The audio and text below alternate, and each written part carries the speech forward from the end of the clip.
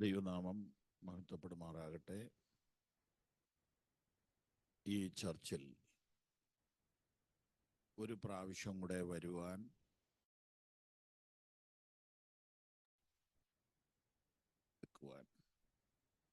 കർത്താവ് ഒരുക്കിയ നല്ല അവസരങ്ങൾക്കായി ദൈവത്തെ സ്തുതിക്കുന്നു. ഇവിടെ സന്നിഹിതരായിട്ടുള്ള എല്ലാ സഹോദരീ സഹോദരന്മാർക്കും, വിശേഷാൽ കർത്താവിൻ്റെ ശുശ്രൂഷയിലായിരിക്കുന്ന അഭിഷിക്തന്മാർക്കും ഞാൻ സ്നേഹവന്ദനം അറിയിക്കുന്നു. നാട്ടിൽ നിന്ന് പ്രിയ ND തോമസ് പാസ്റ്ററെ കണ്ടതിൽ സന്തോഷം. മറ്റ് പരിചയമുള്ളവരും പരിചയമില്ലാത്തവരുമായ എല്ലാവരെയും ഓർത്ത് ദൈവത്തെ സ്തുതിക്കുകയും സ്നേഹവന്ദനം അറിയിക്കുകയും ചെയ്യുന്നു. നമുക്ക് വളരെ പ്രധാനപ്പെട്ട ഒരു ആത്മീയ സന്ദേശം ഈ ദിവസങ്ങളിൽ ധ്യാനിക്കാമെന്ന് കർത്താവിൽ ആശിക്കുന്നു. അതിനൊരു പേര് കൊടുക്കുകയാണെങ്കിൽ ആ പേരിങ്ങനെ കൊടുക്കാം: ആത്മീയ വളർച്ച. അതിന് ആധാരമായി നമുക്ക് കൊലോസ്യ ലേഖനം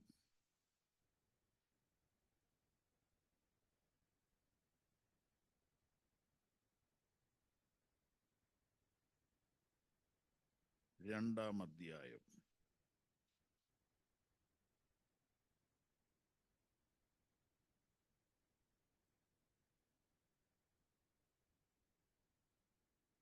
6-7 വാക്യങ്ങൾ. കൊലോസ്യ ലേഖനം 2-ാം അധ്യായം. ആകയാൽ നിങ്ങൾ കർത്താവായ ക്രിസ്തുയേശുവിനെ കൈക്കൊണ്ടതുപോലെ അവൻ്റെ കൂട്ടായ്മയിൽ നടപ്പീൻ. അവനിൽ വേരൂന്നിയും ആത്മീയ വർധന പ്രാപിച്ചും നിങ്ങൾക്ക് ഉപദേശിച്ച് തന്നതിന് ഒത്തവണ്ണം വിശ്വാസത്താൽ ഉറച്ചും സ്തോത്രത്തിൽ കവിഞ്ഞും ഇരിപ്പി.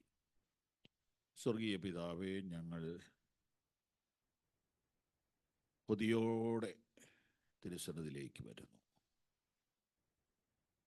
ഞങ്ങളെ സഹായിക്കണമേ, വചനത്തെ പ്രകാശിപ്പിക്കണമേ. പരിശുദ്ധാത്മാവ് ഞങ്ങളെ കംപ്ലീറ്റ് കൺട്രോൾ ചെയ്യണമേ. യേശുവിൻ നാമത്തിൽ തന്നെ കരങ്ങൾ ഉയർത്തി ദൈവത്തിന് സ്തോത്രം ചെയ്യാം. ഹല്ലേലൂയ.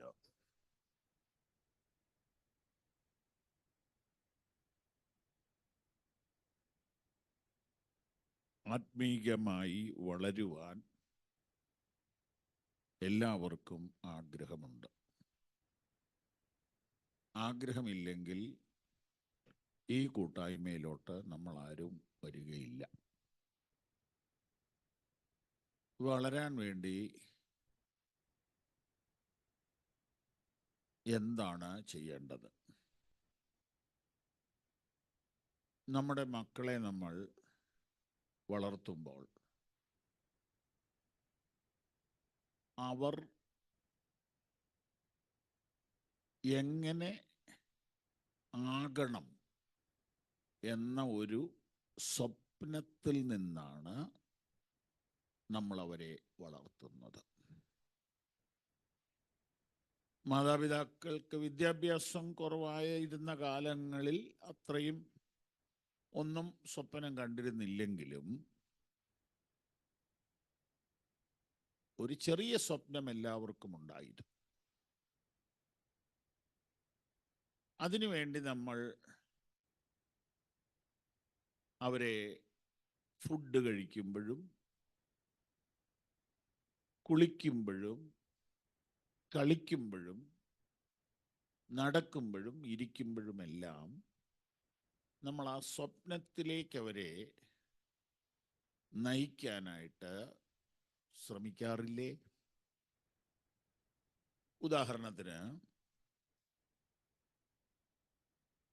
എൻ്റെ മൂത്ത കൊച്ചുമോൻ, ഗ്രാൻഡ് സൺ, ഇവിടെയുണ്ട്, ബെൽഫാസ്റ്റിലുണ്ട്. അവൻ്റെ പേര് മീഖ എന്നാണ്. അവനിപ്പോൾ 8ാമത്തെ ബർത്ത്ഡേ ഈ 7-ാം തീയതി കഴിഞ്ഞു. അവനോട് ചോദിച്ചു, നിനക്കാരാകണം? ഇപ്പോൾ ഒരു കൊച്ചു പയ്യനുണ്ടല്ലോ, 16 വയസ്സുള്ള യമാൾ, ഫുട്ബോൾ. അതാണ് പുള്ളിയുടെ ആഗ്രഹം. കാരണം 1800 കോടിയാണ് ഇപ്പം അവന് വിലയിട്ടിരിക്കുന്നത്. അത്രയും കൊടുക്കാവുന്ന അവനെ ഒരു കോച്ച്, ഒരു ടീമിലേക്ക് കയറാമെങ്കിൽ. അപ്പോൾ ഇത്രയും ചെറിയ പ്രായത്തിൽ ഇത്രയും വിലയുള്ള ഒരാൾ ഇപ്പം ലോകത്തിലുണ്ടോ സംശയം. അപ്പോൾ ഇവനൊരു ഭയങ്കര ഫുട്ബോൾ പ്രേമിയാണ്. അപ്പോൾ അതേ പിടിച്ച് ഞാൻ പറഞ്ഞു, അതിന് ഇച്ചിരൂടെ മസിൽ വേണ്ടേ, ഭക്ഷണമൊന്നും കഴിക്കുകയില്ല. അപ്പോൾ അതേ പിടിച്ചാണ് ഞാനിപ്പോൾ ഭക്ഷണം കഴിപ്പിക്കുന്നത്.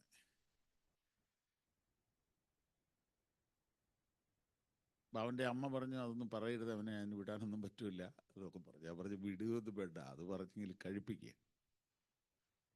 അത് കഴിഞ്ഞ് ഞാൻ വീണ്ടും ചോദിച്ചു, ശരിക്കും നിനക്കാരാകണം? അല്ലേ, എനിക്ക് അപ്പച്ചനെ പോലെ ആകണം, പക്ഷെ അത് പിന്നെ മതിയല്ലോ എന്ന് പറഞ്ഞാൽ തീരെയൊക്കെ ഒരു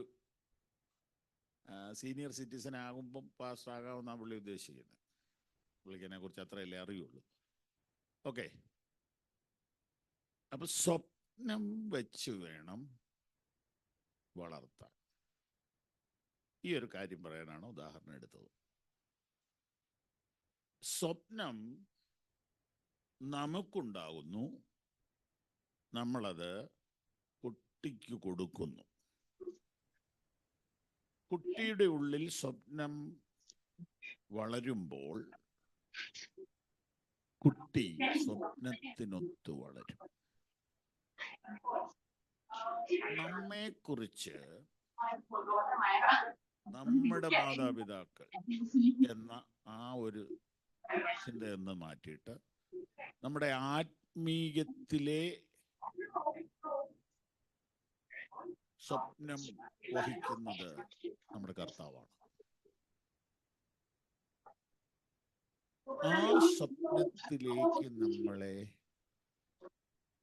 എത്തിക്കുവാനായിട്ട് കർത്താവ് ആഗ്രഹിക്കുന്നു. അങ്ങനെയാണെങ്കിൽ സ്വപ്നം എന്താണെന്ന് ആദ്യം നോക്കട്ടെ. സ്വപ്നം റോമാലേഖനം 8-ാം അധ്യായം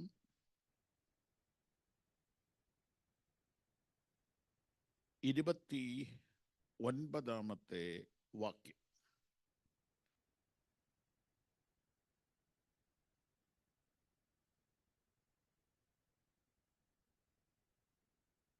ആമേൻ. സാധാരണക്കാരുടെ ശ്രദ്ധയിൽപ്പെടാത്ത ഒരു വാക്യമാണിത്. ശ്രദ്ധിച്ചാലും പെട്ടെന്ന് മനസ്സിലാകുന്ന വാക്യമല്ല. പൊതുവെ ആരും സന്തോഷിപ്പിച്ച വാക്യം എന്ന് പറഞ്ഞ് ഈ വാക്യം ഒരിക്കലും പറഞ്ഞ് ഞാൻ കേട്ടിട്ടില്ല. കാരണം അത് അത്ര സന്തോഷിപ്പിക്കുന്നതല്ല. നോക്കുക, അവൻ ദൈവം, പിതാവായ ദൈവം മുന്നറിഞ്ഞവരെ, അതായത് നമ്മളെ. ഇനിയത്തെ വാക്ക് വിട്ടിട്ട് ഞാൻ ഇച്ചിരി താഴെ നിന്ന് വായിക്കാവേ. അവൻ മുന്നറിഞ്ഞവരായ നമ്മളെ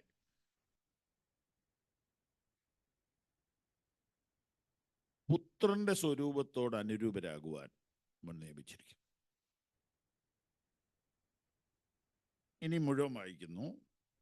അവൻ മുന്നറിഞ്ഞവരെ തൻ്റെ പുത്രൻ അനേകം സഹോദരന്മാരിൽ ആദ്യജനാകേണ്ടതിന് അവൻ്റെ സ്വരൂപത്തോട് അനുരൂപരാകുവാൻ മുന്നേപിച്ചിരിക്കുന്നു. ദൈവത്തിന് നമ്മെക്കുറിച്ചുള്ള സ്വപ്നം നമ്മൾ യേശുവിനെ പോലെ ആകണമെന്ന്. സ്തോത്രം, സ്തോത്രം, സ്തോത്രം, സ്തോത്രം, സ്തോത്രം, സ്തോത്രം, സ്തോത്രം.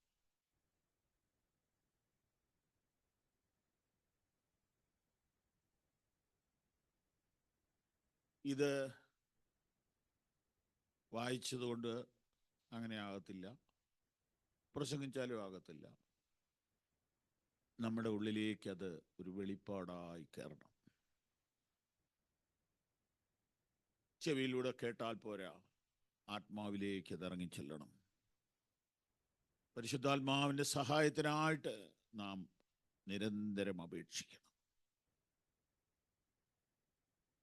ആ വാക്യം ഒന്നുകൂടെ വായിക്കാമോ? ആ ആ ആമേൻ. ഞാനൊരു സഭാ ശുശ്രൂഷകനായി 40-ലധികം വർഷമായതുകൊണ്ട് എനിക്കറിയാം ആളുകൾ മുഴുവനും മനസ്സിലാക്കുന്നില്ല. അതുകൊണ്ട് ഞാൻ ഒന്നുകൂടെ പറയുകയാണ്. പിതാവായ ദൈവം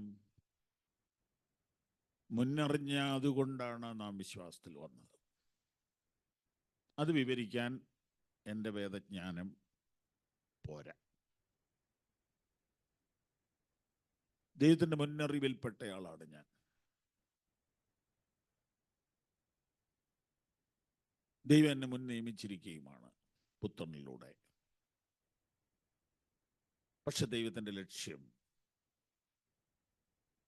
പുത്രന്റെ സ്വരൂപത്തോട് അനുരൂപരാകുക. ദൈവം തൻ്റെ സാദൃശ്യത്തിലും സ്വരൂപത്തിലും മനുഷ്യനെ സൃഷ്ടിച്ചു. അതാണ് നഷ്ടപ്പെട്ടു പോയത് ഏദനിൽ വെച്ച്. അതാണ് ഇതിലൂടെ തിരികെ വരാൻ പോകുന്നത്. ആദാമിൽ ദൈവം കണ്ട സ്വപ്നം ക്രിസ്തുവിലൂടെ പൂർത്തീകരിക്കപ്പെടുന്നു. അതാണ് ഒന്നാമത്തെ ആദം, ഒടുക്കത്തെ ആദം എന്ന പ്രയോഗത്തിൻ്റെ അർത്ഥം. അവൻ മുന്നറിഞ്ഞവരെ എന്ന് വായിക്കുമ്പോൾ നമ്മളെ എന്ന ഓരോരുത്തരും മനസ്സിൽ പറയണം. എന്നെ എന്ന് പറയണം. എന്നെ മുന്നറിയുക മാത്രമല്ല, എന്നെ മുൻ നിയമിച്ചിരിക്കുന്നു. എന്തിന്? പുത്രന്റെ സ്വരൂപത്തോട് അനുരൂപരാകുവാൻ. അവിടെ നമുക്ക് പിടികിട്ടാതെ പോകുന്ന ഒരു സാധനം ഇതാണ്. തൻ്റെ പുത്രൻ അനേക സഹോദരന്മാരിൽ ആദ്യജാതനാകേണ്ടത്. ഇത്രയേ ഉള്ളൂ. നാം ദൈവപുത്രന്റെ സ്വരൂപത്തോട് അനുരൂപരാകുമ്പോൾ ദൈവപുത്രൻ ഏകജാതൻ എന്ന പൊസിഷൻ നഷ്ടപ്പെടുന്നു. ആദ്യജാതൻ എന്ന പൊസിഷനിലേക്ക് താഴ്ത്തപ്പെടുന്നു എന്ന് പറയാനൊക്കത്തില്ല. അതാണ് ഇതിനകത്ത് മനസ്സിലാകാൻ ബുദ്ധിമുട്ടുള്ളത്. സ്തോത്രം, സ്തോത്രം, സ്തോത്രം, സ്തോത്രം, സ്തോത്രം. പരിശുദ്ധാത്മാവേ സഹായിക്കണമേ. സഹോദരിമാർക്കും സഹോദരന്മാർക്കും യൗവനക്കാർക്കും ഇത് ആഴത്തിൽ ഗ്രഹിക്കാൻ കൃപ കൊടുക്കണമേ. ഈ ഒരു അറിവ്, ഈ ഒരു വെളിപ്പാട് വരുമ്പോൾ നമുക്ക് നമ്മളെക്കുറിച്ച് തന്നെ മതിപ്പ് വർദ്ധിക്കും. നമ്മുടെ ജീവിതത്തിനൊരു ലക്ഷ്യമുണ്ടാവും, നമ്മുടെ ജീവിതത്തിനൊരു അർത്ഥം ഉണ്ടാവും. എമാൾഡിനെ പോലെയാകാനുള്ള കൊതി ഒരു കൊച്ചിൻ്റെ മനസ്സിൽ കയറിയെങ്കിൽ അത് വെച്ച് അവനെ ട്യൂൺ ചെയ്യാൻ ആഗ്രഹിക്കുന്നെങ്കിൽ, ദൈവപുത്രനെ പോലെയാകുന്നൊരു സ്വപ്നം നമ്മുടെ അകത്തേക്ക് വന്നാൽ അതൊരു ലൈഫ് ചേഞ്ചിങ് എക്സ്പീരിയൻസ് ആയിരിക്കും. Hallelujah, hallelujah. ഒരു പ്രസംഗം കേൾക്കാൻ വേണ്ടിയല്ല നമ്മൾ ഇരിക്കുന്നത്. നമ്മളിങ്ങനെ പണിയപ്പെടാൻ വേണ്ടി ഏൽപ്പിച്ചു കൊടുക്കുകയാണ്. ഒരു പ്രോസസ്സിങ്ങിലൂടെ നമ്മൾ ഈ 3 ദിവസം കടന്നു പോയെങ്കിൽ നന്നായിരുന്നു. സ്തോത്രം, സ്തോത്രം, സ്തോത്രം. ഒരു വാക്യത്തിലാണ് നമ്മളിപ്പോൾ നിൽക്കുന്നത്. ദൈവത്തിൻ്റെ മുന്നറിവിൽപ്പെട്ടവരാണ് നമ്മൾ. ചില വാക്യങ്ങൾ തരാം. എഫേസ്യ ലേഖനം 1-ാം അധ്യായം 3-ാം വാക്യം. ആ ആ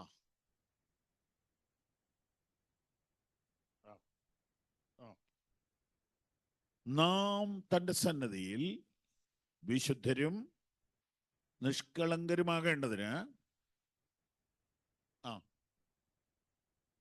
ലോകസ്ഥാപനത്തിന് മുമ്പ് നമ്മെ അവനിൽ തിരഞ്ഞെടുത്തു.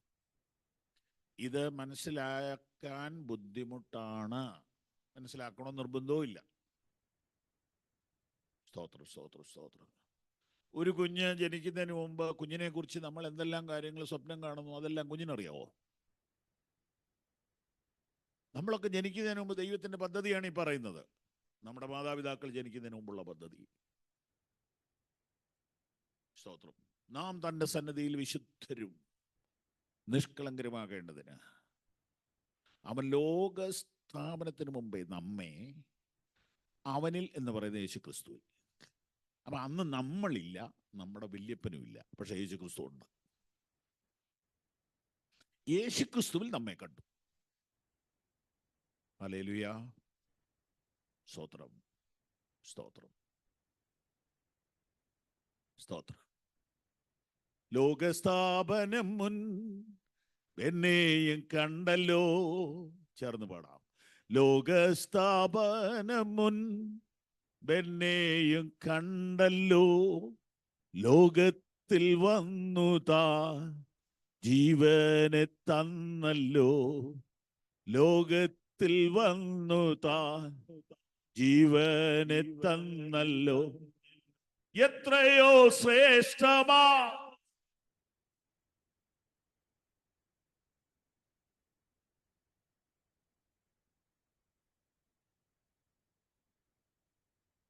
എന്നെയും യോഗ്യനാ എണ്ണിയ സ്നേഹമേ, എണ്ണിയ സ്നേഹമേ, യേശുവിൻ സ്നേഹത്താ എന്നുള്ളം പൊങ്ങുന്നേ.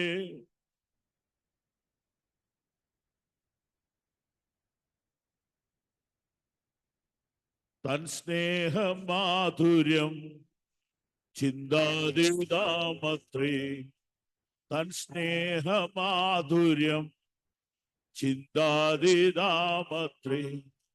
ഹായത്രയാഴമേ യേശുവിൻ സ്നേഹമേ, ഹായത്രയാഴമേ യേശുവിൻ സ്നേഹമേ. ആയതിൻ ധ്യാനമൻ ജീവിത ഭാഗ്യമേ, ആയതിൻ ധ്യാനമൻ ജീവിത ഭാഗ്യമേ. യേശുവിൻ സ്നേഹത്താൽ എന്നുള്ളം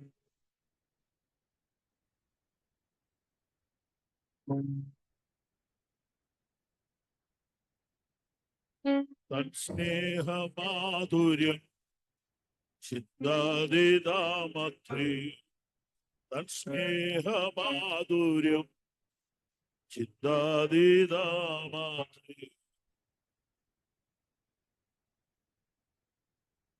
നാം തന്റെ സന്നിധിയിൽ വിശുദ്ധരും നിഷ്കളങ്കരും ആകേണ്ടതിന്, എന്ന് പറഞ്ഞാൽ പുത്രനെ പോലെ ആകേണ്ടതിന്, അവൻ ലോകസ്ഥാപനത്തിന് മുമ്പേ നമ്മെ അവനിൽ തിരഞ്ഞെടുത്തു.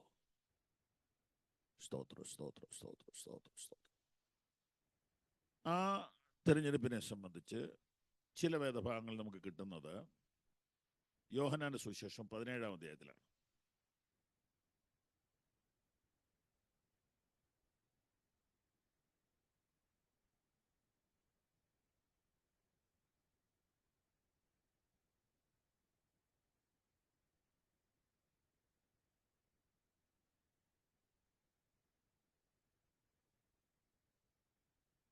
പതിനേഴിന്റെ 5.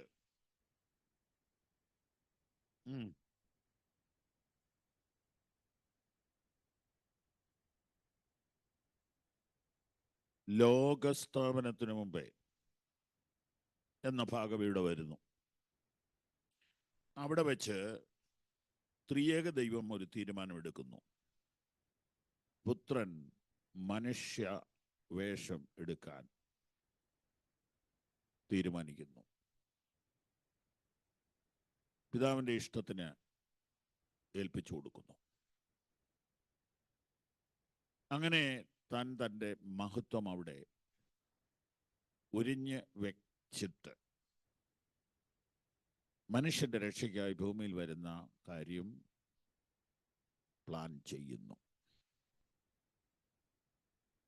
മനുഷ്യന്റെ വീണ്ടെടുപ്പ് പൂർത്തിയായിട്ട് തിരിച്ചു ചെല്ലുമ്പോൾ ആ മഹത്വം തിരികെ കൊടുക്കുന്നു. നമുക്കറിയാം, നമ്മൾ അറിയേണ്ട കാര്യമല്ല. പിതാവും പുത്രനും കൂടി എടുത്ത തീരുമാനം, പിതാവ് പുത്രനും പരിശുദ്ധാത്മാവും കൂടി എടുത്ത തീരുമാനം. പുത്രൻ ഭൂമി വന്നു. പുത്രൻ ഈ ഗോളിലാണ് ജീവിച്ചത്. ഗോൾ സെറ്റ് ചെയ്തിരിക്കുക, അതിനകത്താണ് ജീവിച്ചത്. എവിടോട്ട് പോയാലും താൻ്റെ മുമ്പിൽ ക്രൂശായിരുന്നു. കനായിലെ കല്യാണ വീട്ടിൽ വെച്ച് മേരിക്ക് ഒരു അബദ്ധം പറ്റി. അപ്പോൾ മേരിയോട് പറഞ്ഞു, ഇതല്ല എൻ്റെ നാഴിക, ഇതല്ല എൻ്റെ നാഴിക. ഇവിടെ വന്നപ്പോൾ പറഞ്ഞു, പിതാവേ നാഴിക വന്നിരിക്കുന്നു. 17:1. ആ ആ പിടികിട്ടിയോ?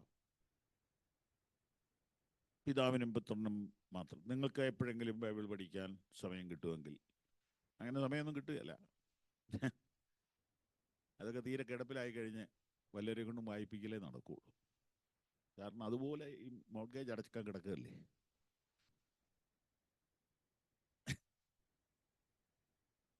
എന്നാലും ട്രൈ ചെയ്യുക. ഞാനിപ്പോൾ ഇതാ പഠിച്ചുകൊണ്ടിരിക്കുന്നത്, യോഹന്നാൻ 17. ഞാൻ കുറേ വർഷങ്ങളായിട്ട് വാട്സപ്പ് സന്ദേശം അയക്കും, 4 മിനിറ്റ്. പവർ വിഷനിലേത് പിന്നെ വന്നതാണ്. അത് കിട്ടുന്ന ആരെയിലൂടെ ഉണ്ടോ? പുറയിലൊരാൾ കൈ പൊക്കാൻ നോക്കിച്ച് വേണ്ടെന്ന് വെച്ചു. ഒരാൾക്ക് കിട്ടുന്നുണ്ട്. ദയവായിട്ട് ഇവർക്കൊക്കെ ഒന്ന് അയച്ചു കൊടുക്കുക. ഇത് പിറവത്ത് സഭായം കൂടിക്കൊണ്ടിരുന്ന ആളല്ലേ? Ajith, God bless you. അപ്പോൾ ഇവർക്ക് ഒന്ന് അയച്ചു കൊടുക്കണേ പ്ലീസ്. നിങ്ങൾ ഇവിടെ ഒരു ഗ്രൂപ്പ് അങ്ങ് തുടങ്ങിയാൽ മതി. ഇനി അവിടെ നിന്നോട്ട് അയക്കേണ്ട കാര്യമൊന്നുമില്ല. ഓക്കെ, അതിനൊന്നും പ്രത്യേകിച്ച് മെമ്പർഷിപ്പ് ഫീ ഒന്നുമില്ല. രാവിലെ നിങ്ങളുടെ ഫോണിൽ വന്ന് വീഴും. വണ്ടി ഓടിക്കുമ്പോഴോ നടക്കുമ്പോഴോ കുക്ക് ചെയ്യുമ്പോഴൊക്കെ സുഖമാണ് ഇത് കേൾക്കാൻ, സിമ്പിളായിട്ട്. ഇപ്പം യോഹന്നാൻ്റെ സുവിശേഷം 17-ാം അധ്യായം 20-ാം വാക്യം വരെയായി. 20-ാം വാക്യം, 20-ാം വാക്യത്തിൽ നിന്ന് മാത്രം 10 സന്ദേശം റെക്കോർഡ് ചെയ്തിട്ടുണ്ട്. എനിക്ക് വേണ്ടിയത്, എനിക്കും എൻ്റെ സഭയ്ക്കും വേണ്ടി തുടങ്ങിയതാണ്. അപ്പോൾ സഭയിലെ ആളുകൾ പലർക്ക് അയക്കാൻ തുടങ്ങി. അങ്ങനെ പോയി അതങ്ങ് ലോകം മുഴുവനായി. ലോകം മുഴുവനല്ല, ഒത്തിരി പേരുടെ അടുത്തെത്തി. പവർ വിഷനിൽ നിന്ന് അതിൻ്റെ പ്രധാനപ്പെട്ട സഹോദരന്മാർ വീട്ടിൽ വന്നു, ഇത് വീഡിയോ ആക്കിക്കൂടെ? അങ്ങനെയാണ് ഈ രാവിലെ 6 മണിക്ക് പവർ വിഷൻ ഇന്ത്യൻ ടൈം വചനപ്രഭാതം എന്ന പ്രോഗ്രാം നടന്നുകൊണ്ടിരിക്കുക. അതിപ്പോഴും ഉണ്ട്. അത് 6 മിനിറ്റ് ഉണ്ട്, 5.5 മിനിറ്റ്, 6 മിനിറ്റ്. അപ്പോഴത്തേനും ഞാൻ ഈ വാട്സപ്പിൽ അപ്പോഴേക്കും 10,000-ത്തിലധികം ആളായി കഴിഞ്ഞു. അവർക്കൊരു മെസ്സേജ് ഇട്ടു, ഇനി മുതൽ ഇത് നിർത്തുകയാണ്, വീഡിയോ തുടങ്ങുക എന്ന് പറഞ്ഞു. അപ്പോഴത്തേനും ഗൾഫിലൊക്കെയുള്ള ഒത്തിരി ആളുകൾ പറഞ്ഞ്, ദയവ് ചെയ്ത് ഇത് നിർത്തരുത്, ഞങ്ങൾക്ക് വീഡിയോ പ്രോഗ്രാം കാണാൻ നേരെയില്ല, തന്നെയല്ല ഡൗൺലോഡ് ചെയ്യാൻ ഇൻ്റർനെറ്റിന് പ്രശ്നമാണ് ഗൾഫിൽ, അതുകൊണ്ട് ഓഡിയോ നിർത്തരുതെന്ന് പറഞ്ഞു. ഈ 2 എണ്ണം ചെയ്യാൻ ബുദ്ധിമുട്ടാണെന്നൊക്കെ തോന്നിയെങ്കിലും എനിക്കത് കൂടുതൽ സന്തോഷമായി. എനിക്ക് അത്രയും വചനം ധ്യാനിക്കാമല്ലോ. കാരണം നമ്മളിലെല്ലാം ഒരു ചെറിയ ഉഴപ്പൻ മനസ്സ് കിടപ്പുണ്ട്. അപ്പം മാറ്റി വെക്കാവുന്നത് ഇതല്ലേ ഉള്ളൂ, ബാക്കിയൊന്നും നമുക്ക് മാറ്റി വെക്കാൻ ഒക്കുകയില്ല.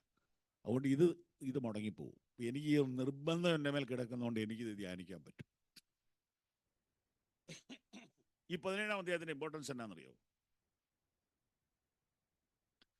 സ്വർഗത്തിൽ, പ്രപഞ്ചത്തിൽ, ഭൂമിയിൽ ഇത്രയും ഇമ്പോർട്ടൻ്റ് ആയ ഒരു സംഭാഷണം വേറെ ഇല്ല. കാരണം പിതാവിനോട് പുത്രൻ സംസാരിക്കുക. 17-ാം അധ്യായം 26 വാക്യമുണ്ട്. ഇത് മുഴുവൻ ഡയറക്റ്റ് പിതാവിനോട് പുത്രൻ പറയുക.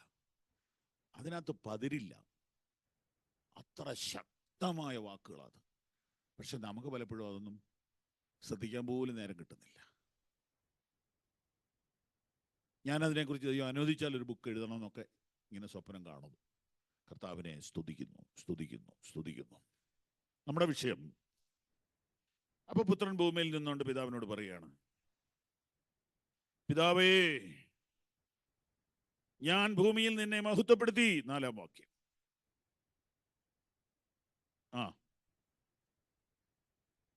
നീ എനിക്ക് ചെയ്യാൻ തന്ന പ്രവൃത്തി ഞാൻ തികച്ചു. ഏതാ പ്രവൃത്തി? ആ മനുഷ്യൻ്റെ വീണ്ടെടുപ്പിന് വേണ്ടിയുള്ള ആ കാൽവറി യാഗത്തിലേക്കുള്ള പ്രോജക്റ്റാണ്. ക്രൂശിൽ മരിച്ചിട്ടില്ല, മരിക്കുന്നതിന് തൊട്ട് മുമ്പ് പറയുക, തീർത്തു, ഞാൻ എൻ്റെ ജോലി തീർത്തു, അടുത്തത് മരണമാണ്. ഇതൊന്നും അറിയാതെയാണ് ഈ 6-ാം തിരുമുറിവും അതും ഇതുമൊക്കെ പാവപ്പെട്ട അറിവില്ലാത്ത മനുഷ്യർ പറയുന്നത്. ക്രിസ്തുവിൻ്റെ മരണത്തെക്കുറിച്ച് ക്രിസ്തു പറഞ്ഞ പോലെ വേറെ ആരും പറഞ്ഞിട്ടില്ലല്ലോ. ക്രിസ്തുവിൻ്റെ മരണത്തെക്കുറിച്ച് ക്രിസ്തു തന്നെ 4 പ്രാവശ്യം കൃത്യമായിട്ട് ഈ ബൈബിളിൽ പറയുന്നുണ്ട്. മരിക്കുന്നതിന്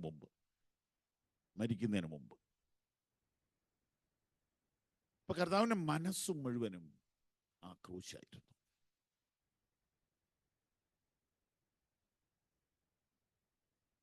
ഇന്ന് നമ്മുടെ മനസ്സിലേക്ക് വരേണ്ടത് ദൈവത്തിന് നമ്മളെക്കുറിച്ചുള്ള സ്വപ്നമാണ്. സ്തോത്രം, സ്തോത്രം, സ്തോത്രം. APJ അബ്ദുൽ കലാം സാർ പറയും, സ്വപ്നം കാണുക, സ്വപ്നം കാണാൻ പിള്ളേരെ പഠിപ്പിക്കുക.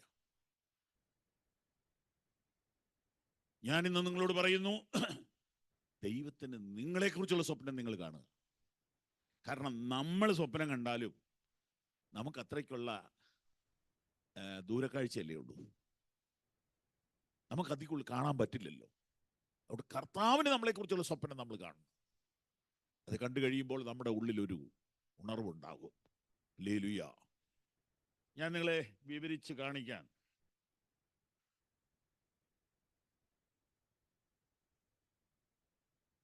അവിടെ ഇരിക്കുന്ന 2 പേരൊന്നും ഇവിടെ വരെ വരാവോ? അങ്ങേയറ്റത്തിരിക്കുന്ന ആളും ഇങ്ങേയറ്റത്തിരിക്കുന്ന ആളും ഒന്ന് വരാവോ?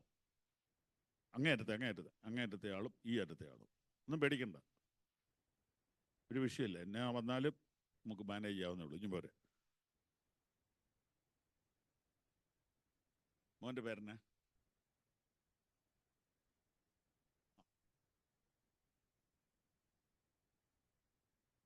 ഈ സഹോദരനെ പറ്റി എൻ്റെ സ്വപ്നം ഇതുപോലെ ആകണമെന്ന്. പക്ഷേ അനേക വർഷം കഴിഞ്ഞിട്ടും അതായില്ലെങ്കിൽ എൻ്റെ സ്വപ്നം പാളിപ്പോയില്ലേ? ഇതുപോലെ എന്നെ നിങ്ങളെയും പറ്റി ദൈവത്തിനൊരു സ്വപ്നമുണ്ട്. നമ്മൾ സ്വർഗത്തിൽ ചെല്ലുമ്പം നമ്മുടെ സ്വപ്നം അപ്പുറേ നിൽക്കും, നമ്മൾ ഇപ്പുറേ നിൽക്കും. എന്നിട്ട് കർത്താവ് പറയും, എൻ്റെ പൊന്നുമോനെ, ഇതായിരുന്നു എൻ്റെ പ്ലാൻ, നീ ഇത്രേ ആയുള്ളല്ലോ, ഇനിയിപ്പോൾ എന്നാ ചെയ്യാൻ പറ്റും? ഇനി ഒന്നും ചെയ്യാൻ നോക്കുക, എന്നാൽ പൊക്കോ, താങ്ക് യു വെരി മച്ച്.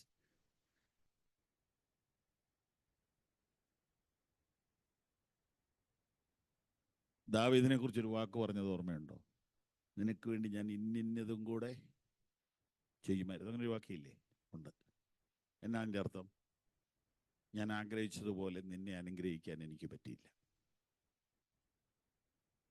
ഞാൻ എൻ്റെ ചർച്ച കഴിഞ്ഞ ദിവസം പറഞ്ഞു, ദൈവത്തെ പ്രതിസന്ധിയിലാക്കരുത്.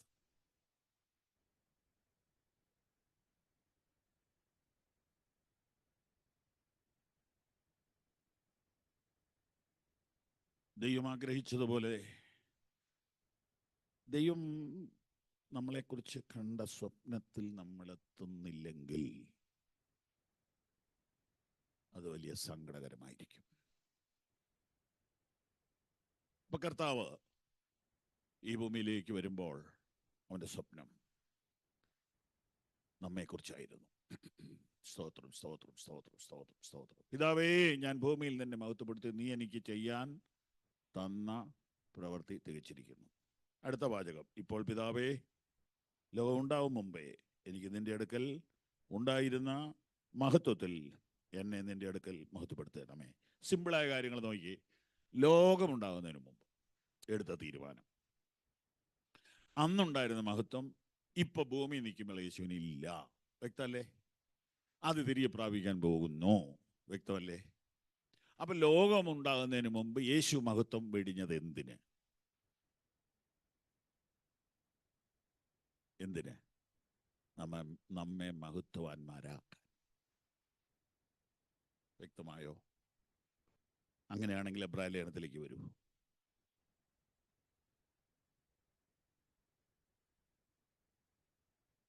സ്തോത്രം, സ്തോത്രം, സ്തോത്രം, സ്തോത്രം, സ്തോത്രം, സ്തോത്രം, സ്തോത്രം, സ്തോത്രം, സ്തോത്രം. 2-ാം അധ്യായം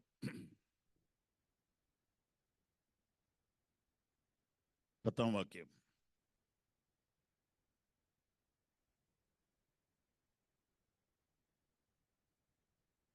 ആ,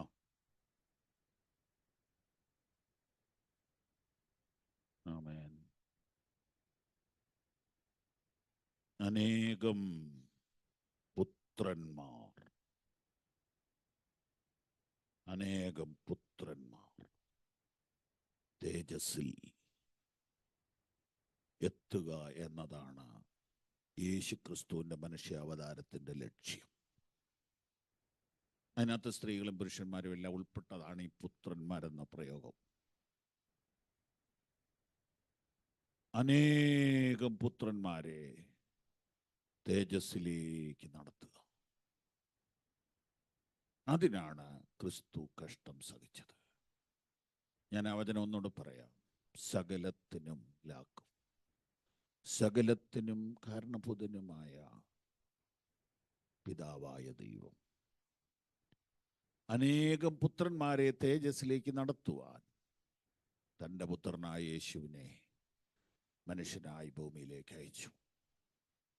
തൻ്റെ പുത്രനായ യേശുവിനെ ക്രൂരമായ കഷ്ടം അനുഭവിക്കാൻ അനുവദിച്ചു. അങ്ങനെ ക്രിസ്തു കഷ്ടത്തിലൂടെ കടന്നുപോയത് നമ്മെ തേജസ്സിലേക്ക് നയിക്കുവാനാണ്. സ്തോത്ര സ്തോത്ര സ്തോത്ര സ്തോത്ര സ്തോത്ര സ്തോത്ര സ്തോത്ര. ഡ്രൈ ആയ ഒരു ബൈബിൾ സ്റ്റഡിയിൽ ഞാൻ വിശ്വസിക്കുന്നില്ല. കാരണം ഇതൊരു ബുദ്ധിയുടെ പ്രോഗ്രാമൊന്നും അല്ല. അങ്ങനെയായിരുന്നു ദൈവം അരിസ്റ്റോട്ടലിനെയൊക്കെ ഏൽപ്പിച്ചേനെ പുതിയ നിയമം എഴുതാൻ, പ്ലേറ്റോയൊക്കെ ഏൽപ്പിച്ചേനെ. ഞാൻ ഈ പത്രോസിൻ്റെ ലേഖനം പഠിക്കാനായിട്ട് ഒരു 10 കൊല്ലം മുമ്പ് വളരെ ആഗ്രഹിച്ചു. എനിക്ക് ഭയങ്കര ഇഷ്ടമായിരുന്നു. കോവിഡ് കാലത്ത് ഞാനത് ബൈബിൾ ക്ലാസ് എടുത്ത് യൂട്യൂബിൽ കിടപ്പുണ്ട്. അത് പിന്നീടൊരു പുസ്തകമായിട്ട് ഇറങ്ങിയിട്ടുണ്ട്. അപ്പം ഞാൻ ആ ദിവസങ്ങളിലൊന്ന് ലണ്ടനിൽ വന്നു. ഞാൻ അവിടുത്തെ സാം ജോൺ പാസ്റ്ററേയും കൂട്ടി ബുക്ക് സ്റ്റോളുകളൊക്കെ സന്ദർശിച്ചു. പത്രോസിനെ പറ്റി നല്ല ബുക്കുകളുണ്ടോയെന്ന്. ഒന്നുമില്ല, ബുക്ക് സ്റ്റോളൊക്കെ അടച്ചു പോവുക. ഞാനിങ്ങനെ മനസ്സിൽ പ്രാർത്ഥിച്ചപ്പം തമ്പുരാൻ എന്നോടിങ്ങനെ ഇടപെട്ടു. പത്രോസ് ഓക്സ്ഫോർഡിലല്ലല്ലോ പഠിച്ചത്, ആണോ? അല്ല. പത്രോസ് എഴുതിയ ലേഖനത്തിൻ്റെ വ്യാഖ്യാനത്തിന് നീ എന്തിനായി ലണ്ടനിൽ കൂടെ കറങ്ങി നടക്കുന്നത്?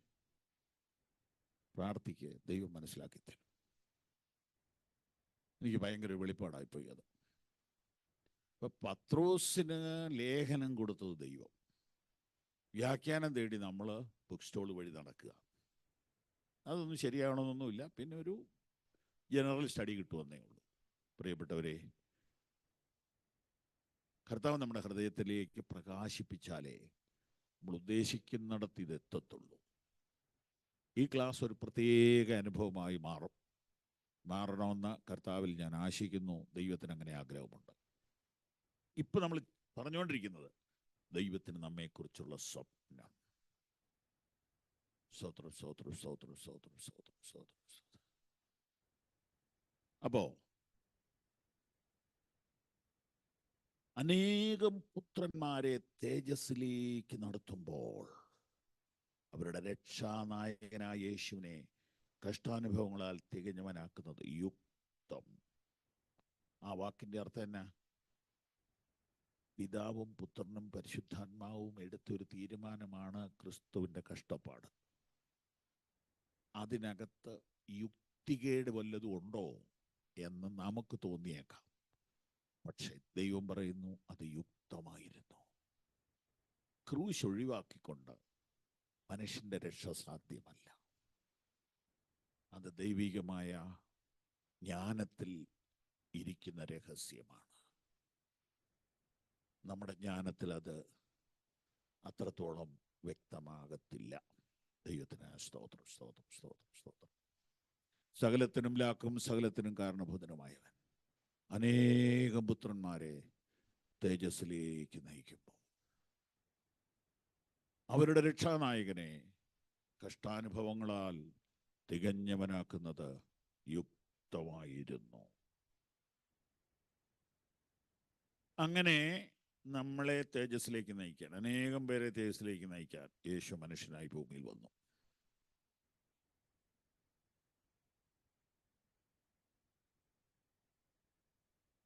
ലോകസ്ഥാപനത്തിന് മുമ്പ് എടുക്കുന്ന തീരുമാനത്തിനകത്ത് നമ്മൾ യേശുവിനെ പോലെ ആകണം എന്ന് തീരുമാനിച്ചു എന്ന് റോമർ 8:29 കണ്ടു. അവൻ മുന്നറിഞ്ഞവരെ തൻ്റെ പുത്രൻ അനേകം സഹോദരന്മാരിൽ ആദ്യജാതനാകേണ്ടതിന് പുത്രന്റെ സ്വരൂപത്തോട് അനുരൂപരാകുവാൻ മുൻ നിയമിച്ചു. ലോകസ്ഥാപനത്തിന് മുമ്പ് പുത്രൻ കർത്താവായ യേശു ക്രിസ്തു തൻ്റെ മഹത്വം ഉരിഞ്ഞു വെച്ചിട്ട് മനുഷ്യ വേഷം എടുത്ത് ഭൂമിയിലേക്ക് വന്നു. നമ്മെ തേജസ്സിലേക്ക് നടത്തുവാൻ ക്രിസ്തു ക്രൂശിലേക്ക് നടന്ന് കയറി. കഷ്ടാനുഭവങ്ങളാൽ തികഞ്ഞവനായി എന്ന് പറഞ്ഞാൽ ക്രിസ്തു അനുഭവിച്ച കഷ്ടത്തിനപ്പുറം ഇനിയൊന്നില്ല. അത്ര ഭയങ്കരവും അത്ര ഭീകരവുമായ കഷ്ടത്തിലൂടെ ദൈവപുത്രൻ കടന്നുപോയി നമ്മെ തേജസ്സിലേക്ക് നയിക്കുക. സ്തോത്രം. നമ്മെ തേജസ്സിലേക്ക് നയിക്കുവാൻ. ഏത് തേജസ്? പുത്രനെ പോലെ ആകും. ഇതായിരുന്നു പിതാവായ ദൈവത്തിന് നമ്മെക്കുറിച്ചുള്ള സ്വപ്നം. അപ്പോൾ കഠിനമായ ചില വാക്യങ്ങളിലൂടെ നമ്മളിപ്പോൾ പോയത്. റോമർ 8:29 പോയി, എഫേസ്യർ 1:4 വന്നു, യോഹന്നാൻ 17:5 വന്നു, എബ്രായർ 2:10 വന്നു. ഇവിടെയെല്ലാം നമ്മൾ ഏകദേശം ഒരേ കാര്യമാണ് കണ്ടത്. നമ്മളൊക്കെ ജനിക്കുന്നതിന് മുമ്പ് എടുത്ത ദൈവിക പദ്ധതിയുടെ ഭാഗമാണ് ഇത്. ദൈവത്തിന് സ്തോത്രം. അപ്പം ഇതിനകത്ത് നമ്മുടെ പങ്കെന്താന്നുള്ളതും ഗ്രഹിച്ചാലേ പ്രയോജനമുള്ളൂ. അതിലേക്കാണ് നമ്മൾ പതുക്കെ പതുക്കെ അടുത്ത് വരുന്നത്. അപ്പം നമ്മെക്കുറിച്ചുള്ള ദൈവത്തിൻ്റെ സ്വപ്നം എന്ന വിഷയത്തിൽ നമുക്ക് ഇന്ന് നിൽക്കാം. സ്തോത്രം. അപ്പം കർത്താവ് നമ്മെ ലോകസ്ഥാപനത്തിന് മുമ്പേ കണ്ടു. പ്രാർത്ഥനയോടെ ഇരിക്കണം, പ്രാർത്ഥനയിൽ സഹായിക്കണം. റേഞ്ച് പോകരുത്. യെശയ്യാവ് 53 എടുത്തേ. 10-ാം വാക്യം വായിക്കാമോ? ആ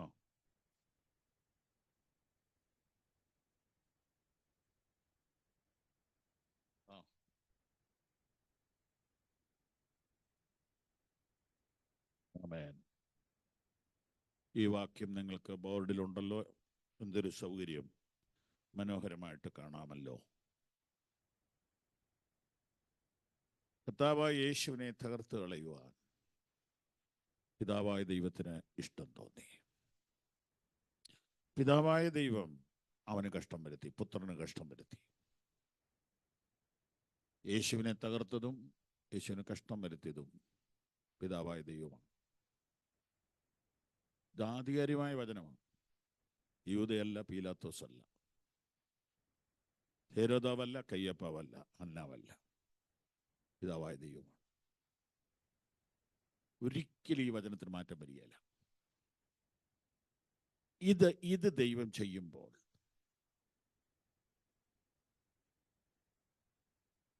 അത് ദൈവത്തിൻ്റെ നീതിയുടെ ഒരു സ്വഭാവമാണ്. ദൈവത്തിൻ്റെ നീതിയുടെ ഒരു സ്വഭാവമാണത്. ദൈവം നീതിയുള്ള ദൈവമാണ്. കോംപ്രമൈസ് ഇല്ലാത്ത നീതിയാണ്. സ്തോത്രം, സ്തോത്രം, സ്തോത്രം, സ്തോത്രം. അടിസ്ഥാന സുവിശേഷമായി പറയുന്നത് കോംപ്രമൈസ് ഇല്ലാത്ത നീതി. സ്തോത്രം. യേശുക്രിസ്തുവിന്റെ ആ കഷ്ടപ്പാട് കാണുമ്പോൾ നമുക്ക് സങ്കടം തോന്നും. പാഷൻ ഓഫ് ദ ക്രൈസ്റ്റ് പിറവത്തൊരു വലിയ സിനിമാ തിയേറ്റർ എടുത്ത് ഞങ്ങൾ നടത്തി. തിയേറ്ററിൽ ഇരിക്കാൻ ഇടയില്ലാതെ ആൾ ഇടിച്ചു കയറി. ഇടയ്ക്ക് ഞാൻ നോക്കുമ്പോൾ അമ്മച്ചിമാരെല്ലാം ഏങ്ങലിടിച്ച് കരയുക. പക്ഷെ അവരാരും സ്ഥാനപ്പെട്ടില്ല. അവരെല്ലാം കരയുന്നത് 4 ഗതികേട് ഈശോമിശിഹായ്ക്ക് വന്നല്ലോ എന്നുള്ളതാണ്. ഇമോഷണലാ.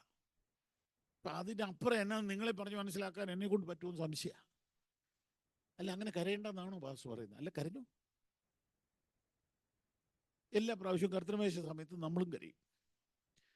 പക്ഷെ അതിനപ്പുറം ഒരു കാര്യം ഇതിനകത്തുണ്ട്.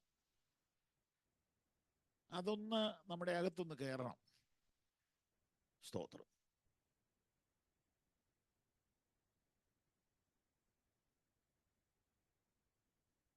അവനെ തകർത്ത് കളവാൻ യഹോവയ്ക്ക് ഇഷ്ടം തോന്നി.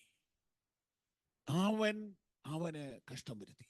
അപ്പൊ അതിൽ ഒരടി പോലും കുറയ്ക്കണ്ടെന്ന് ആര് പറഞ്ഞു? പിതാവ് പറഞ്ഞു. അവന് കഷ്ടം വരുത്തി. അപ്പൊ അടിക്കുന്ന ആളെ കുറ്റം പറയണോ? അവനൊരു ഉപകരണം മാത്രമാ, ദൈവിക നിശ്ചയമാ. അവന് കഷ്ടം വരുത്തി. എന്തിനാ? അവന്റെ പ്രാണൻ യാഗമാകണം. അതിലൂടെ ഒരു സന്തതി വരും. ആ സന്തതി ഞാനാ. ചില ബുദ്ധിമുട്ടുണ്ടല്ലേ? സ്തോത്രം. ഇതാ സുവിശേഷം. സിമ്പിൾ ഗോസ്പലാ ഇത്. മഹാത്മാഗാന്ധിക്ക് യേശുവിനെ ഇഷ്ടമാണ്, പക്ഷെ യേശുവിന്റെ മരണം ഇഷ്ടമല്ല.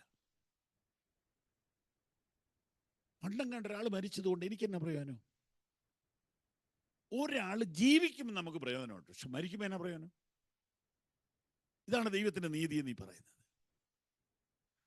സ്തോത്രം, സ്തോത്രം, സ്തോത്രം, സ്തോത്രം. ക്രിസ്തു ക്രൂശിൽ കഷ്ടം സഹിക്കുന്നതിലൂടെ,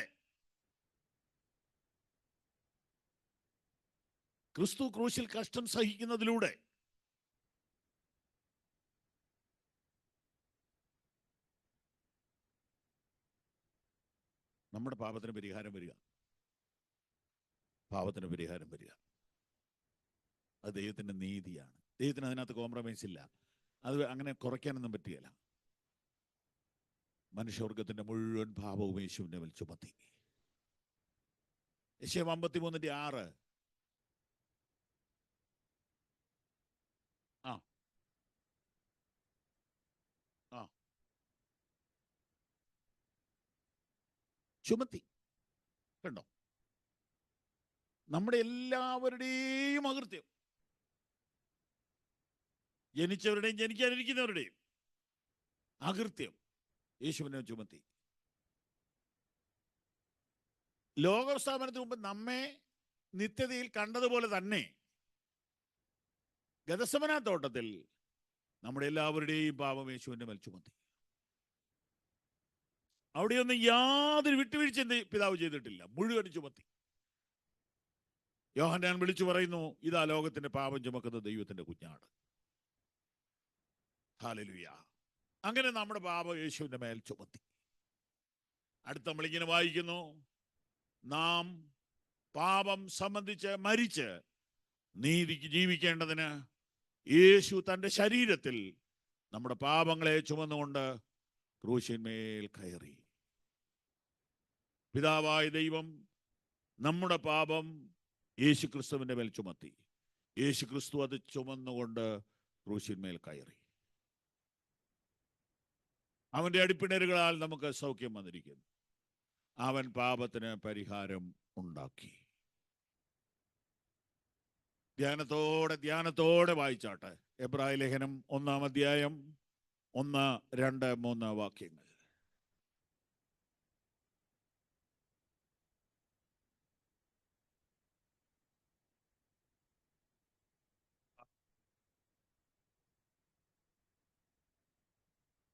ആ ആ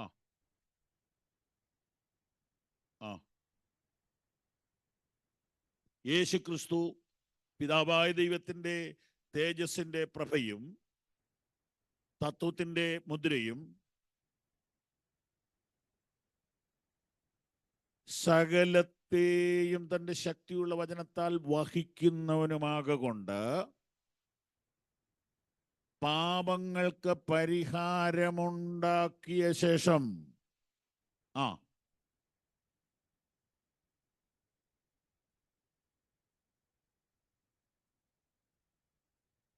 ഉൽപ്പത്തി മുതൽ വെളിപ്പാട് വരെയുള്ള കാര്യങ്ങൾ ആ വാക്യത്തിലുണ്ട്. അവൻ പാപത്തിന് പരിഹാരം ഉണ്ടാക്കിയ ശേഷം മഹിമയുടെ വലത്ത് ഭാഗത്ത് ഇപ്പോൾ ഇരിക്കുന്നു. ആ പാപപരിഹാര പ്രവൃത്തിയാണ് ക്രൂശിൽ നടന്നത്. സ്തോത്രം.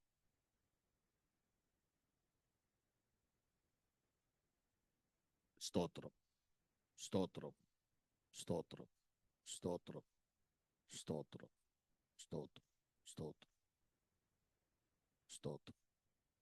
നമ്മെക്കുറിച്ചുള്ള ദൈവിക സ്വപ്നത്തിൻ്റെ പൂർത്തീകരണം അഥവാ അതിൻ്റെ ഇൻവെസ്റ്റ്മെന്റ് നടക്കുന്നത് ക്രൂശിലാണ്. ദൈവത്തിൻ്റെ ഭാഗത്തുനിന്ന് ചെയ്യേണ്ടതെല്ലാം അവിടെ ചെയ്തു. സ്തുതിക്കുന്നു. അനേക പുത്രന്മാരെ തേജസ്സിലേക്ക് നയിക്കുവാൻ ക്രിസ്തു കഷ്ടം സഹിച്ചു. യെശയ്യാവ് 53:10 നമ്മളിങ്ങനെ വായിച്ചു. അവനെ തകർത്ത് കളവാൻ യഹോവയ്ക്ക് ഇഷ്ടം തോന്നി. അവന് കഷ്ടം വരുത്തി.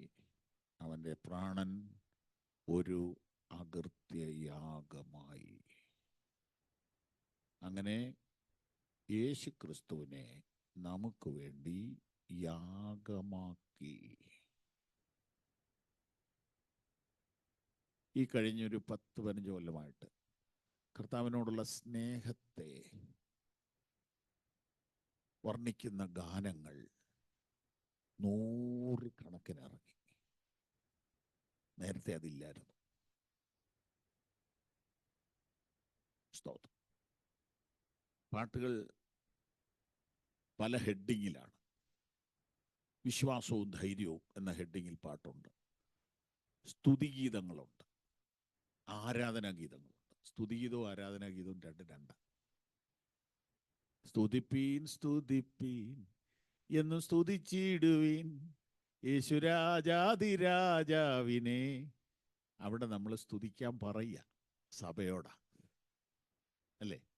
അത് സ്തുതിഗീതങ്ങളിൽ വരും.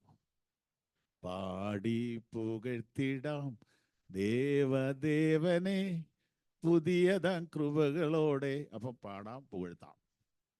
പക്ഷെ അപ്പോഴൊന്നും ആരാധനയാകുന്നില്ല. സ്തോത്രം. ആരാധന ആരാധന ആരാധന അങ്ങേക്കാരാധന. വ്യത്യാസം. സർവസൃഷ്ടികളും ഒന്നായി പുകഴ്ത്തിടുന്ന സൃഷ്ടാവിനെ സ്തുതിക്കും ഞാനെന്നേ പറയുന്നുള്ളൂ, സ്തുതിക്കുന്നില്ല.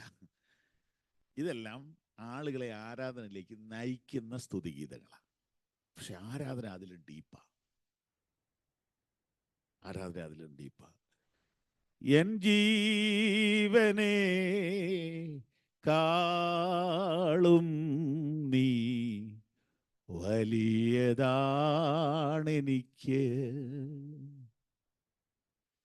കർത്താവിനോട് പറയുന്നതാണ് ആരാധന.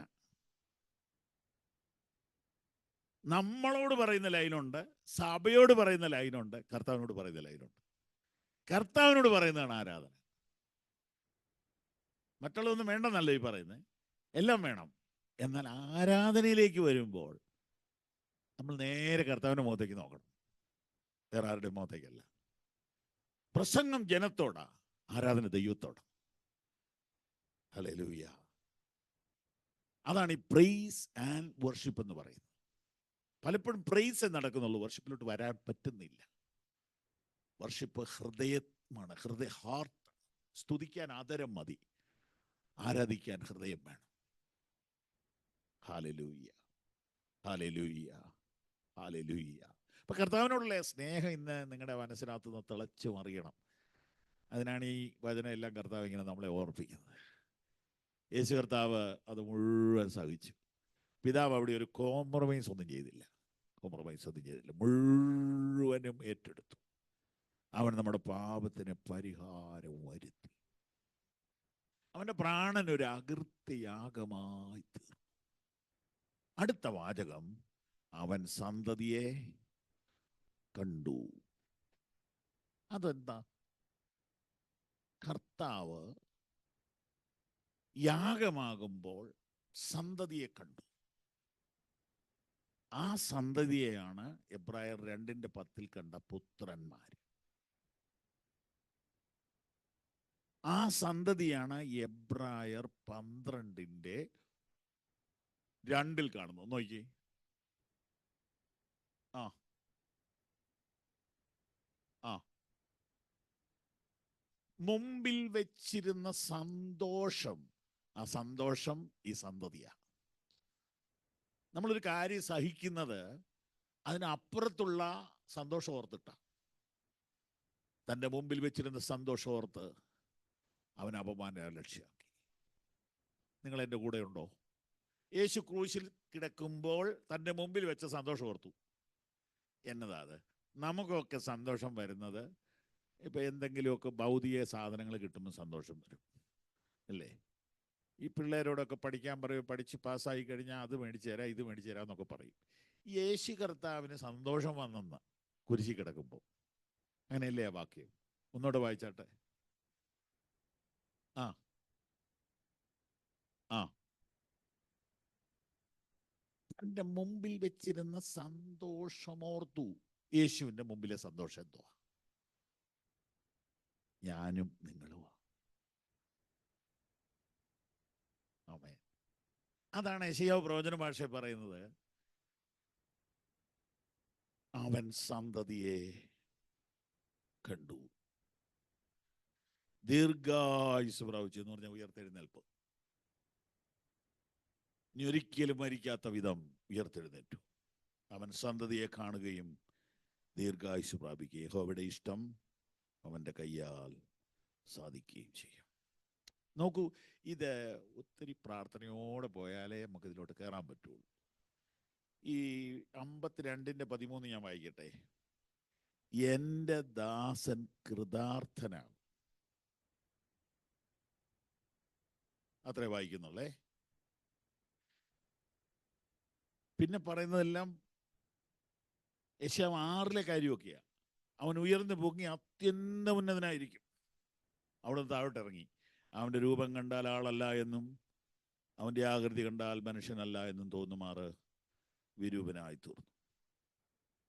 എൻ്റെ ദാസൻ കൃതാർത്ഥനാവും. ഈ പ്രവചനവാക്യങ്ങളെല്ലാം ചിലയിടത്ത് കണ്ടിന്യൂവേഷൻ ഇല്ല, ഒന്നിൻ്റെ ബാക്കി വേറൊരിടത്താണ് കിടക്കുന്നത്. അത് പ്രവചനം അങ്ങനെയാണല്ലോ. സ്തോത്രം സ്തോത്രം സ്തോത്രം. ഇത് പറയുന്ന യെശയ്യാവിന് ഇതെന്നാന്ന് പോലും അറിയത്തില്ല. ഒരു വെളിപ്പാടിൽ അങ്ങ് പറയുകയാണ്. ഇവിടെ പറയുന്നു അവൻ സന്തതിയെ കണ്ട് ദീർഘായുസ് പ്രാപിക്കും, യഹോവയുടെ ഇഷ്ടം അവൻ്റെ കയ്യാൽ സാധിക്കും. തൃപ്തനാകുക എന്നുള്ള വാക്യത്തെ 11-ാം വാക്യത്തിൽ വരുന്നു. നോക്കിയേ, ഏതാ പ്രയത്നഫലം? ഈ സഭയല്ലേ?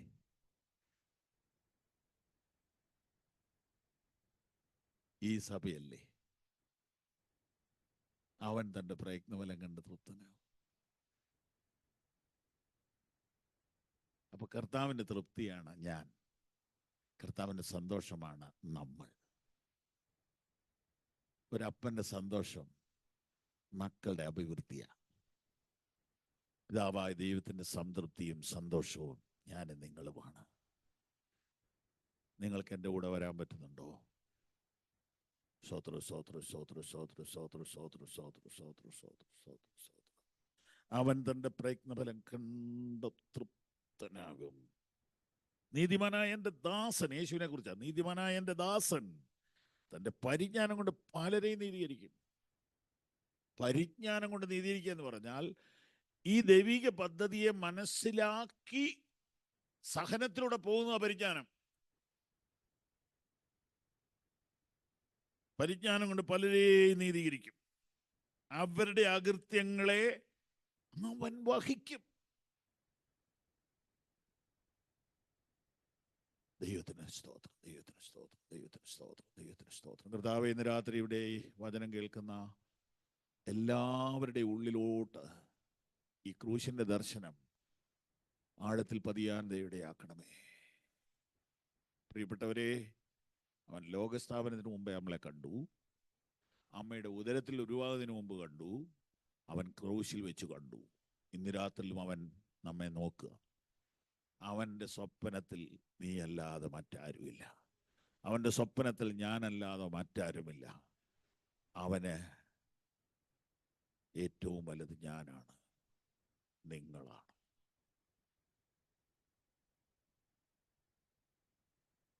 അവൻ അവളെ വചനത്തോടുകൂടിയ ജലസ്നാനത്താൽ വെടിപ്പാക്കി, കറയും ചുളുക്കവുമില്ലാതെ തനിക്ക് തന്നെ തേജസ്സോടെ മുൻനിർത്തേണ്ടതിന് അവൾക്ക് വേണ്ടി ഏൽപ്പിച്ചു കൊടുത്തു. ആ അവൾ എന്ന് പറയുന്നത് സഭയാണ്. സ്തോത്രം, സ്തോത്രം, സ്തോത്രം, സ്തോത്രം. കർത്താവിൻ്റെ സ്വപ്നത്തിൽ തിരുസഭയാണ് ഏറ്റവും വലുത്. അത് കണ്ടുകൊണ്ടാണ് ക്രൂശിൽ അവൻ സഹിച്ചത്. ഗെത്സമനയിലെ അതിവേദനയും എന്നെയോർത്തു സഹിച്ചുവല്ലോ. ഗെത്സമനയിൽ കർത്താവ് എന്നെ ഓർത്തു. ഓർത്തോ? ഓർത്തു. എൻ്റെ മോള്, ബെൽഫാസ്റ്റിലുള്ള മോള്, ഈ 13-ാം തീയതി വെളുപ്പിനെ 2 മണിക്ക് രണ്ടാമത്തെ കുഞ്ഞിനെ പ്രസവിച്ചു. എൻ്റെ ഭാര്യ പ്രസവിച്ചപ്പോഴൊക്കെ ഞാൻ ആ നാട്ടിലേ ഇല്ലായിരുന്നു. വേണമെങ്കിൽ നിൽക്കാം, എനിക്കിതൊന്നും അങ്ങോട്ട് ഫേസ് ചെയ്യാനുള്ള കപ്പാസിറ്റി ഇല്ല. അതുകൊണ്ട് ഞാൻ മീറ്റിങ്ങുകളൊന്നും ക്യാൻസൽ ചെയ്തില്ല, ഞാനങ്ങ് പോയി. പുള്ളിക്കാരത്തി അത് അനുവദിക്കുകയും ചെയ്തു. അപ്പോൾ ഇപ്പം ഞാനിവിടെ വന്ന് പെട്ടുപോയില്ലേ. അപ്പോൾ മോള് 2 ദിവസമായിട്ട് ഇങ്ങനെ ബുദ്ധിമുട്ടുന്നത് ഞാൻ കാണുന്നുണ്ട്. മൂത്ത മോളാണ്, എൻ്റെ പെറ്റാണവള്. ഇങ്ങനെ ടെൻഷൻ തുടങ്ങി. ഇവിടുത്തെ നിയമം അനുസരിച്ച് ഭർത്താവിനാണ് കൂടെ കയറാനുള്ള ഏക അവകാശം. അങ്ങനെ ഭർത്താവ് ലേബർ റൂമിൽ കയറി. പുള്ളി ഏതാണ്ടൊരു തീരുമാനത്തിലെത്തിയിട്ടുണ്ട്.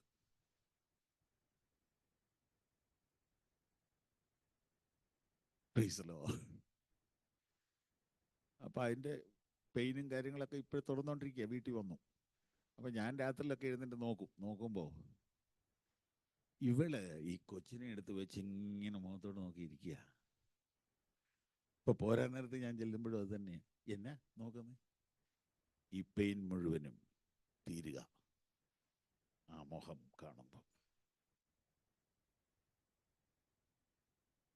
റിയലായിട്ട് ഒരു സ്ത്രീ പ്രസവിക്കുമ്പോൾ അവൾക്ക് വേദനയുണ്ട്. എന്നാൽ കുഞ്ഞിനെ കാണുമ്പോൾ അവൾ വേദന മറക്കും.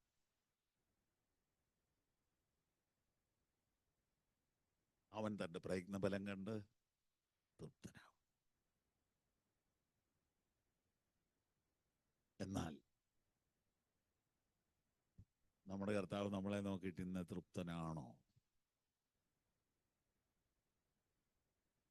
അതാണ് അടുത്ത പ്രശ്നം.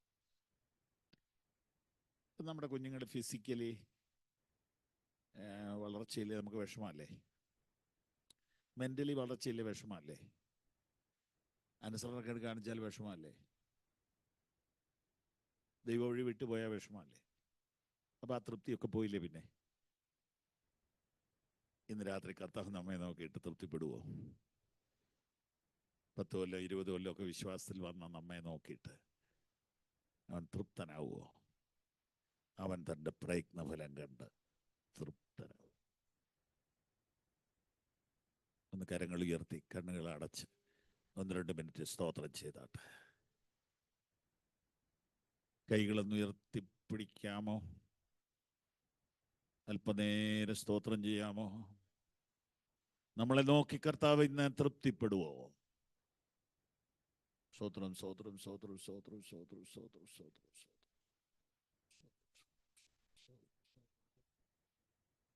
സ്തോത്രം, സ്തോത്രം, സ്തോത്രം.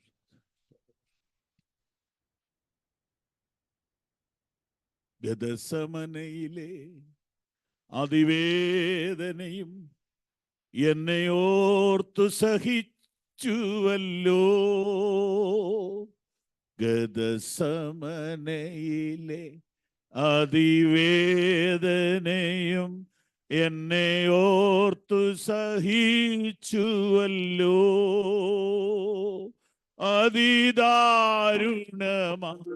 കാൽവരി മലയും എന്നെ ഓർത്തു സഹിച്ചുവല്ലോ. അതിദാരുണമാ കാൽവരി മലയും എന്നെ ഓർത്തു സഹിച്ചുവല്ലോ. എന്നെ തിരഞ്ഞെടുപ്പാൻ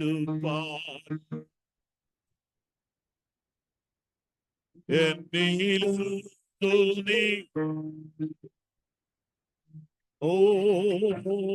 എന്നെ തിരഞ്ഞെടുപ്പാൻ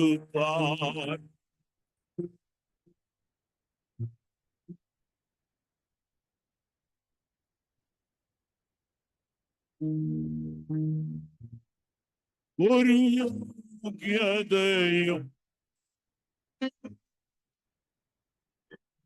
കൃപയൊന്നു മാത്രം യേശുവേ. ഒരു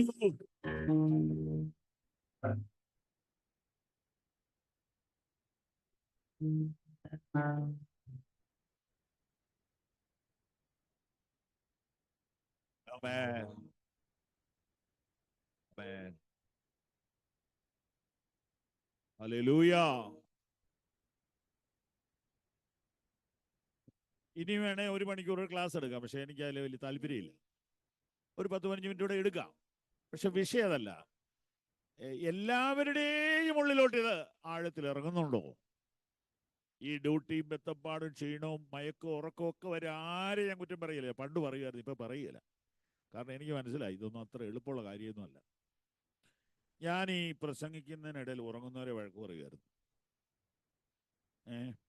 എന്നാൽ എന്നെ ഇങ്ങനെ കർത്താവ് പഠിപ്പിച്ചൊരു കാര്യം പറയാം. ഈ പ്രസംഗിച്ചുകൊണ്ടിരിക്കുമ്പം പ്രസംഗിക്കുന്നവർ ഉറങ്ങാറില്ല. ഉണ്ടോ? പ്രസംഗിക്കുന്ന ഉപദേശിമാരില്ലേ ഇവിടെ ഉണ്ടല്ലോ. നിങ്ങൾ പ്രസംഗത്തിനിടയിൽ നിങ്ങൾ ഉറങ്ങിയിട്ടുണ്ടോ? ഇല്ല. കേൾവിക്കാർ ഉറങ്ങുന്ന കണ്ടിട്ടില്ലേ? ഉണ്ട്. ഇതിൻ്റെ കാര്യം തന്നെ കേൾക്കാനാ ബുദ്ധിമുട്ട്. പറയാൻ അത്ര ബുദ്ധിമുട്ടില്ല.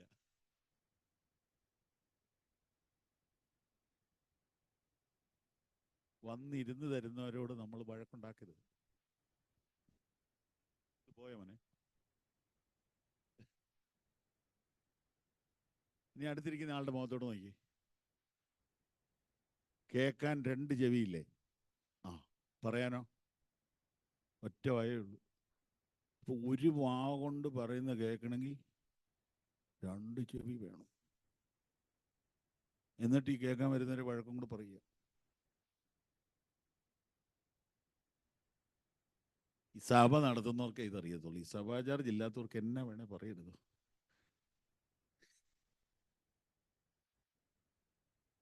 ഒരു ഭയങ്കര ബ്രാൻഡി ഷാപ്പ് സ്വന്തമായിട്ടുണ്ടായിരുന്ന ഒരു പുള്ളി ഞങ്ങളുടെ ചർച്ചിലുണ്ടേ. പുള്ളിയുടെ ഭാര്യയുടെ 18 കൊല്ലത്തെ കണ്ണുനീര് കൊണ്ടാണ് പുള്ളി ചർച്ചിൽ വന്നത്. എനിക്ക് ആക്സിഡൻ്റ് ഉണ്ടായ സമയത്ത് എന്നെ വന്നെടുത്ത് ആശുപത്രി കൊണ്ടുപോയത് പുള്ളിയാണ്. അവിടെ തൊട്ടാണ് പുള്ളി ഇങ്ങനെ മാനസാന്തരത്തിലേക്ക് വന്നത്. പുള്ളിക്ക് ഈ ഹൃദ്രോഗവും പല പ്രശ്നമുണ്ട്, ഒത്തിരി മരുന്ന് കഴിക്കും. ഇപ്പം സ്വാഭാവികത്തിന് വന്നിരുന്ന ഒരു മയക്കമാണ്. പിന്നെ ഞാനൊക്കെ എഴുന്നേറ്റ് നിൽക്കുമ്പം പുള്ളിൻ്റെ ഒരു ബന്ധമുണ്ടല്ലോ, അതുകൊണ്ട് പുള്ളി ഉറങ്ങത്തില്ല. വല്ല ഗസ്റ്റൊക്കെ വന്നാൽ പുള്ളിക്കൊന്ന് നല്ല കാലമാണ്, ഫുൾ ഉറക്കമാണ്. ഒരു ഗസ്റ്റ് അങ്ങ് ചൂടായെന്നേ, ഉറങ്ങണ്ടവർക്ക് വീട്ടിൽ കിടന്ന് ഉറങ്ങാൻ പോലെ. ഇവർക്ക് വല്ലതും അറിയാവോ ഇതെങ്ങനെ ഇവിടെ വരെ വന്നതെന്ന്?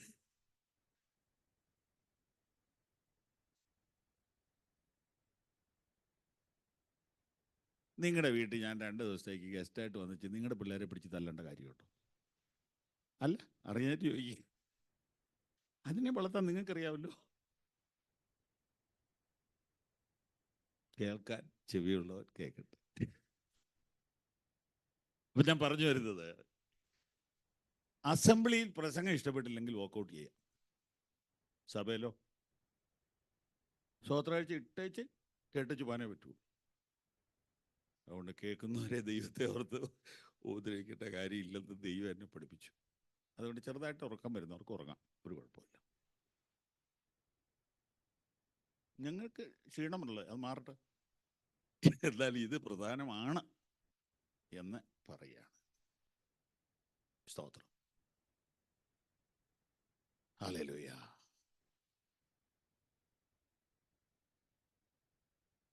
ഞാനൊരു ഭയങ്കരമായ ശാരീരികവും മാനസികവുമായ ക്ഷീണത്തോട് പോയപ്പോഴാണ് ഈ വരികൾ എഴുതിയത്. എനിക്കായി മരിപ്പാൻ, എനിക്കായി സഹിപ്പാൻ, എന്നിലെന്തു നീ കണ്ടേശുവേ. എനിക്കായി മരിപ്പാൻ, എന്നിലെന്തു നീ കണ്ടേശുവേ. ഒരു മാന്യതയും പറയാനില്ലായേ, ദയയൊന്നു മാത്രം യേശുവേ. ഒരു മാന്യതയും പറയാനില്ലായേ, ദയയൊന്നു മാത്രം യേശുവേ.